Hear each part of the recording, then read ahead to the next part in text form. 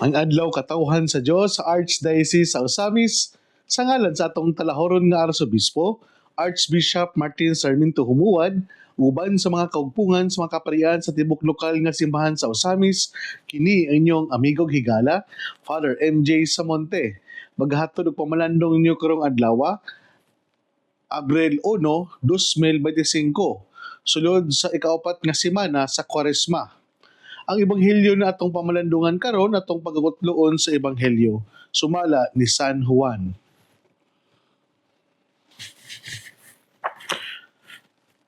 Human niini dihay pangilin sa mga Hudiyo og miadto si Jesus sa Jerusalem. Didto sa Jerusalem duol sa ganghaan sa gingadlag ganghaan sa mga karnero.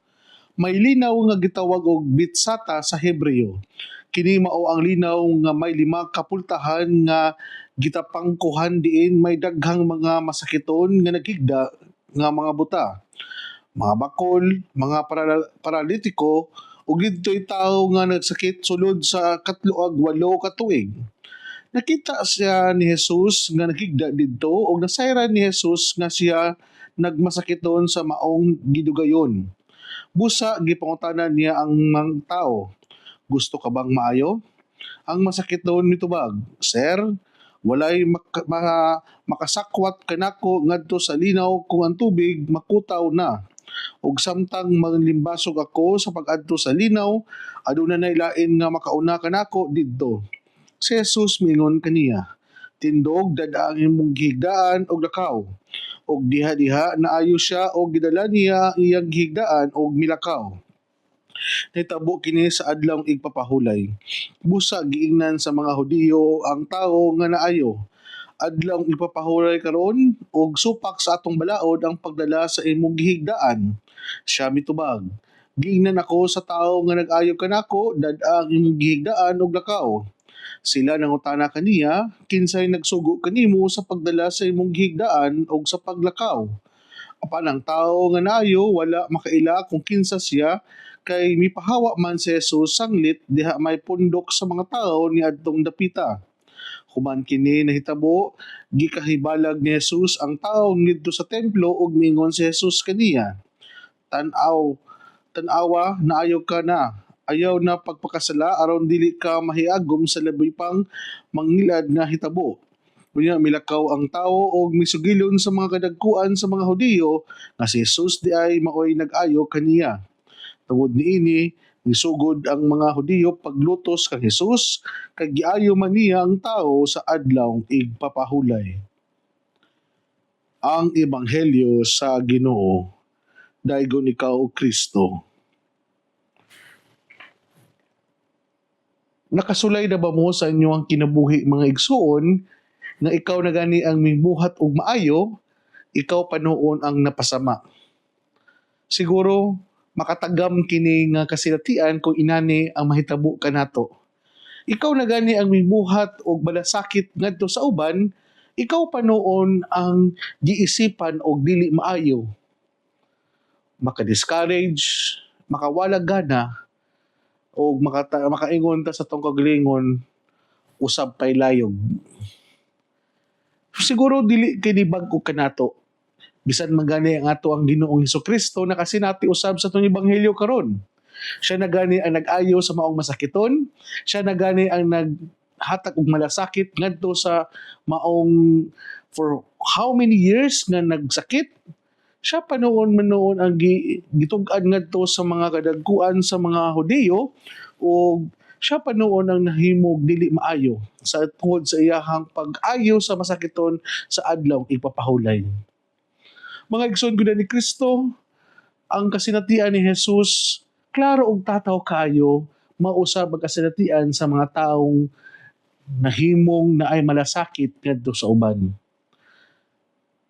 Ako ang pagtimbaya di ay sa ato ang mga kaigsuonan karon nga naminaw, labi na sa ato ang mga kaigsuonan diha sa Mars MC, sa ato ang mga higala nga naminaw karon diha sa Mercury Catadnan Branch, sa atong mga igsuon diha nga naminaw sa San Mateo Rizal, sa ato ang mga igsuon na mga kanunay nga naghatag sa ilahang pag-ampo, pagsuporta, Tita Barira and family, Sabado and Kahandig family.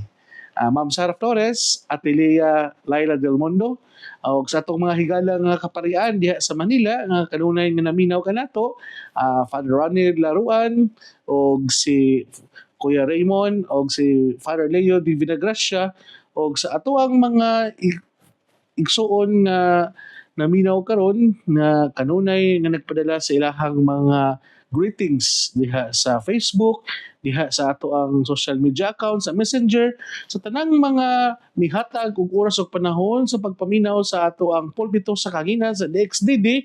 Asa man mo karon, mayong adlaw o hinaot pa unta nga bisan pa man nga nakasinati kita og mga pag-ulan o mga dili masabtan nga panahon. Hinaot pa unta nga naa mo sa maayong panglawas ug mopadayon kita sa pagbuhat og maayo bisan pa man usahay dili kita masabtan og kita pa noon mo ay mapasama ngadto sa uban. Magpadayon kita mga igsoon gud ni Kristo. Kining panahon sa Kwaresma, ang ato ang lokal nga simbahan sa Osamis nagpagahigayon sa ato ang gitawag nato na mga parish confession. Hinaot pa unta na sa tanang mga parokyano nato sa ato ang tibo sa mga nagpahigayon sa ato ang parish recollection, dili nato sayangan ang maong kahigayunan nga muanha mudugog ang mga kaparian para sa paghatag sa oras ug panahon sa pag-administer sa sakramento sa kumpisal. Hinaot pa unta ang ato ang mga parokyano karon sa tibok lokal nga simbahan sa Osamis, mga parokyano, ato ang i-take advantage ang panahon na kita makapangpisal sa itong mga sala o kita musugilyon ngadto sa Dios sa ato ang mga kasaypanan o mga kakulangon nga nabuhat sa kinabuhi. At this season of Lent, hinaot pa unta nga dili ito tugutan nga mahuman ang maong season sa Kwaresma nga dili nato nga mahinay-hinay og linis ang mga mancha sa sala nga hantod karon nga naa gyapon mintapot sa ato ang kalag. Hinaot pa unta ning panahon sa Kwaresma, kini ang panahon nato nga pagalimpyuhan nato ang ato ang mga kalag aron mahimo kitang himpit og takos dili lang dinhi sa mata sa mga tao kundi labi na sa mata sa Dios nga kita naningkamot sa pagkinabuhing balaan kay mao may ato ang tumong og tingguha isip mga binunyagan ug mga anak sa Ginoo. So hinaot pa unta sa tanang mga schedule nga gipahigayon diya sa tong parokya sa sakramento nga naa ang sakramento sa kumpisal.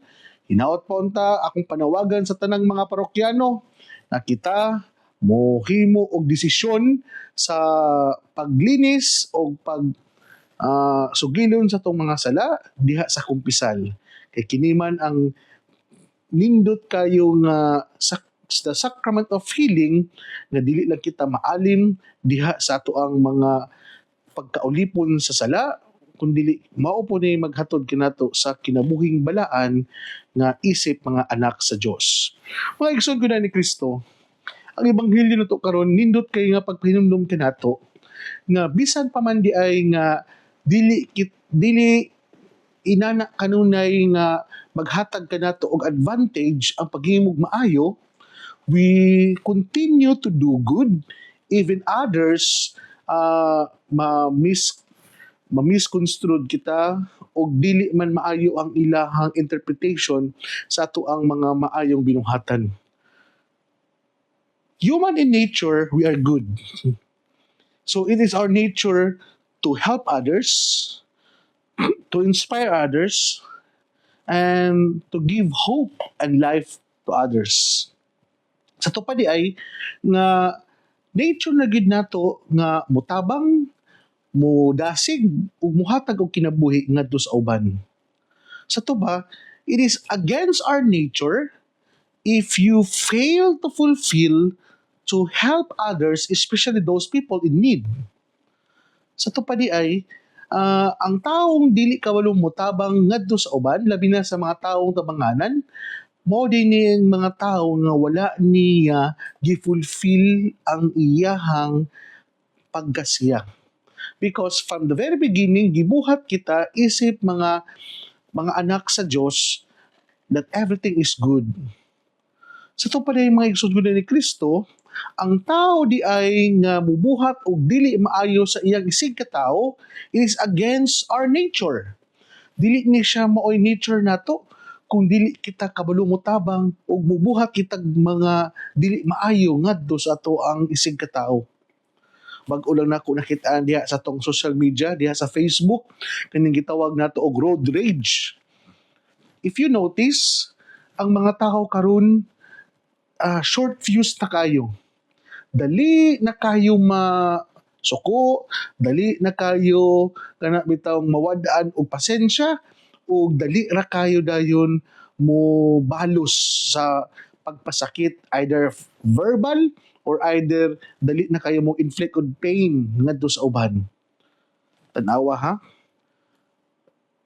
Because of pride, siguro kung sa mga tanang mga nagmaniho karon sa kadalanan diya sa lansangan, kung kita nakasinati man gyud ta nga nabitawng mag-drive kita dinay mo kalit og singit, nay mo kalit og silbato nga kusog kayo, or kana bitang usahay dili ta kabalo, dili kanang mga kauban tong motorista nga dili kabalo mo hatag og dalan, or kanang mo kalit tag overtake nga wala sa lugar.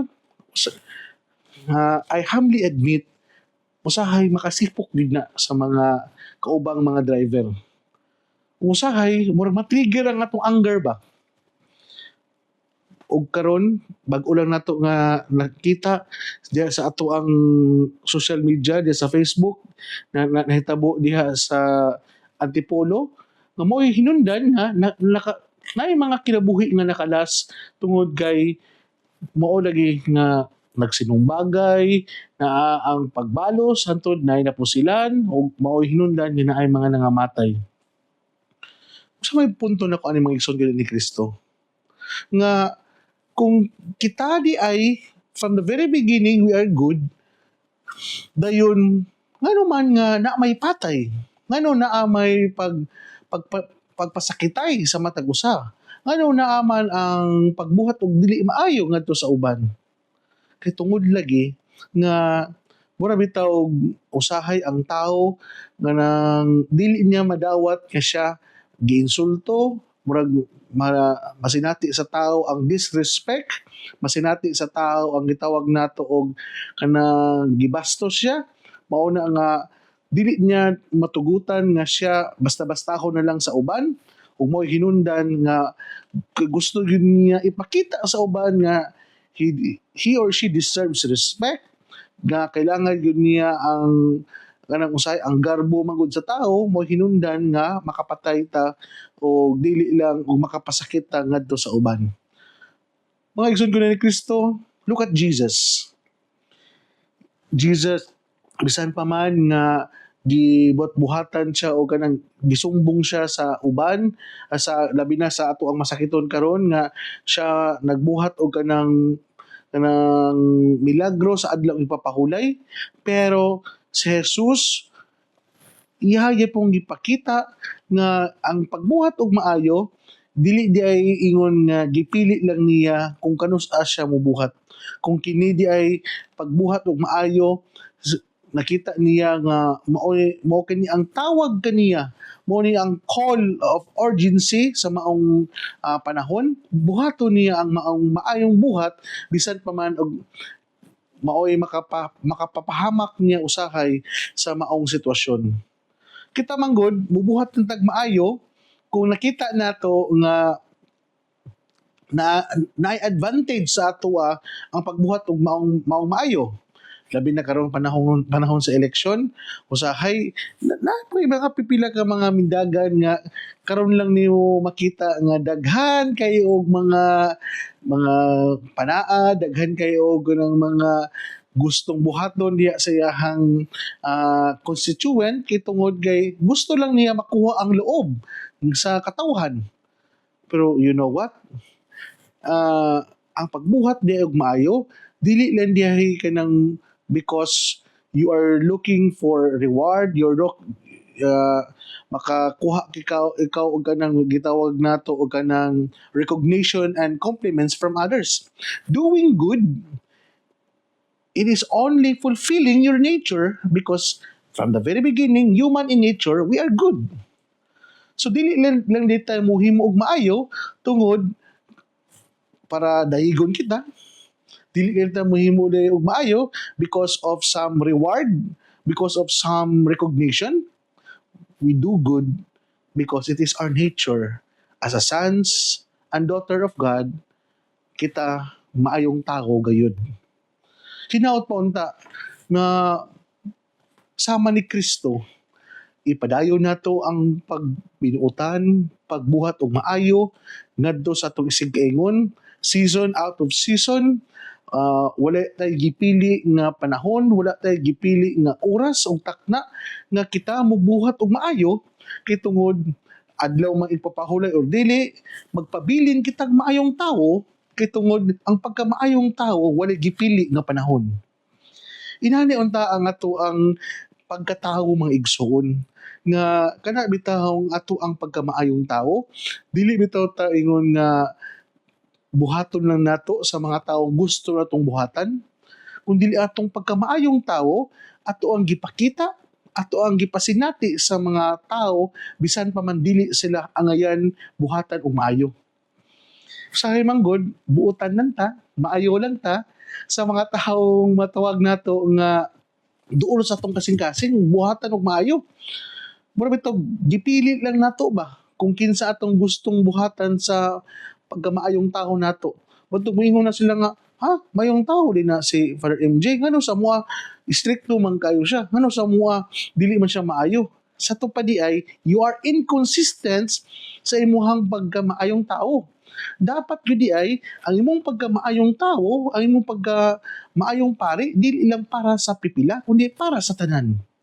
Kini dakong hagit kanako isip tao nga anak sa Dios, isip pari nga dili lang unta ko maayo sa mga panahon kay good mood ko.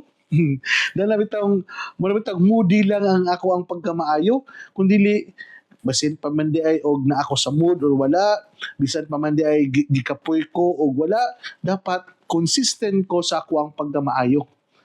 So bisan pa man og na-recognize ko og na-acknowledge or wala, na-compensate man ko og wala, kundi magpabilin kog buhat og maayo sa akong isig kaingon itungod ang giplease nako dili man ang taong mga naglantaw nako, ang giplease nako dili man ang kana bitawng pagpasilingog kanako kundi I continue to do good because I believe I am just fulfilling my nature isip anak sa Dios. Hinaot pa unta mga igsoon ko ni Kristo na may mga mo appreciate nato sa tuang pagbuutan, sa tuang pagkamaayong tao, padayon lang ta. Sa atong pagbinutan, mo padayon lang ta. Sa tuang pagbuhat og maayo ngadto sa atong isig kaingon. Dili man siguro sa tanang oras og takna nga madayig ta, dayigon ta, ma-acknowledge ato ang pagbinutan. Bisan pa man diha sa hilom, ang Dios nakakita sa ato ang pagkamaayong tao. Hinaot pa unta nga dili ka nahimong maayong tao tungod kay naay naglantaw nimo. Ang tao manggod nga naay integridad, nagpabiling sincero, nagpabiling gitawag nato og genuine and authentic sa iyang pagbuhat og maayo, even in and out, even naay nakakita or wala, siya nagpabiling maayo. Hinaot pa unta mga igsoon ko ni Kristo sa ato ang pagkabalaan, sa ato ang pagka-faithful and loyal ngadto sa ato ang trabaho, sa ato ang gitawag nato nga call of duty. Magpabilin kitang mura bitaw maayong trabahante, maayong tao aning kalibutan bisan pa man og wala bitaw ta ingon nga nagbinutan ta na kay nahadlok ta sa impierno, nahadlok ta sa unsay posibleng dangatan to sa unahan, kundi nagpabilin tang buotan og balaan tungod kay we believe mao kini ang nature nato isip anak sa Dios. Ako ni siyang gi-emphasize, ako ni siyang gibalik-balik, ako ni siyang gitagaan og diin sa atong pamalandong karon kay tungod sama ni Kristo ang iyang pagbuhat og maayo, wala lang siya nagbuhat og maayo tungod kay na ay naglantaw niya kundili bisan pa man og adlaw ni papahulay yang gibuhat ang dapat niyang buhaton kay kini man ang ihang misyon isip pinadala sa Dios aning kalibutana. Isip mga sumusunod usab ni Kristo ang ato ang pagka-misyonaryo, ato ang pagkasumusunod, ang ato ang pagkamaayong tao, dili di ay nato himuon lang katungod kay kita gitawag kundili as our part of our mission, as part of our ato ang tahas aning kalibutana, mupadayon kita sa pagbidutan o pagkamaayong tao kay kini man ang atuang gitawag nato nga nature isip ang anak sa Dios. So ako ang pagpadayon usab sa pagtimbaya sa ato ang mga kaigsuunang kaparian sa lokal nga simbahan sa Usamis nga mopahigayon sa amoang reshuffling, hinaot pa unta nga uban sa grasya sa balaang espiritu nga lamdagan ang matag usa nga pagadawaton na pod namo ang amoang mga bag-ong misyon ug tahas na asa man may i-assign sa tuang mahal na arsobispo, magpadayon kimi sa pagkamaayong tao. Either gusto man namo or is it out of comfort and convenient man para advantage man namo ang maong bagong assignment, but ang pagbuhat namo og maayo kundili kini di ay amo ang ipadayon ang pagamaayong pari tungod kay ang pagamaayong pari dili man agad kung asa kami gi-assign kundili wherever we are being assigned to our beloved bishop dapat amo i-fulfill among mission isip mga inordinahan sa simbahan. So mga igsuon dinhi nakukutob, ayaw ka mong kalimot na ang pulong sa Dios angay gayud nga pamation, pamalandungan o panagkamutan nga mapuy-an. Bulahan ng tao nga naningkamot pagpuyo sa pulong ni Jesus, sama siya sa kahoy nagitanom daplin sa sapa, kansa ang dahon dili gayud malaya, og timpo sa ting bunga, muhatag siya maayong mga bunga. Hinaot pa unta na kining tanan na ato ang nadungog o gipamalandungan, maghatag ka nato nga makatabang nato sa kinabuhing balaan. O maoy magdala ka nato sa tuang gitinguha og padulngan ang gingharian sa langit na mao'y gipangandoy sa matag binunyagan. Nga igsoon, ugma na usab, uban sa pangama sa tong mahal nga berhen nga inahan na si Santa Maria nga atong gitawag dinhi sa misamisnon nga berhen sa kuta, ang Dios magapanalangin unta kanimo sa ngalan samahan sa anak ug sa Espiritu Santo. Amen. Sa makausa pa, daghang salamat sa ato ang mahal na Arsobispo na among gipahigayon nga despedida outing sa Siquijor na mo kini ang amo ang maghatag pa og mas igong kadasig o igong panag-ilhanay sa matag usa dinhi sa Archbishop Residence uban sa ato ang mga kaigsuonan diya sa Chancery Office o sa ato mga DXDD na mga workers na mo'y naghatag ka nato og teamwork kay nagkailhanay man ta outside sa ato ang workplace. Sa hinaot pa unta kini ato ang gibuhat na mga outing o ganang mga gitawag nato o ganang R&R makahatag kini og dugang mga panag-ilhanay sa matag usa. Igsuon, daghang salamat and God bless.